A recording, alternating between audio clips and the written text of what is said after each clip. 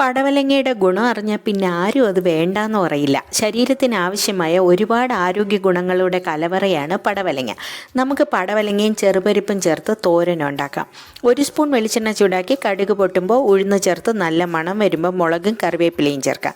ഇനി ഉള്ളിയും വെളുത്തുള്ളിയും ചേർക്കണം. ഇതെല്ലാം കൂടെ വഴറ്റി ഉള്ളി വാടി തുടങ്ങുമ്പോൾ 1 കപ്പ് പടവലങ്ങ സ്ക്വയർ പീസസായി മുറിച്ച് ചേർക്കാം.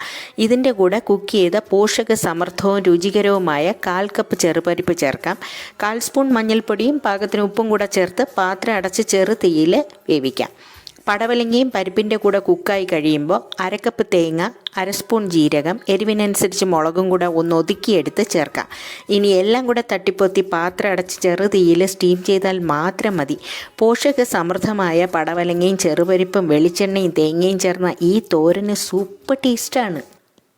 ഉണ്ടാക്കാൻ എളുപ്പവും ചോറിൻ്റെ കൂടെ കഴിക്കാനും ഇഷ്ടമാവും.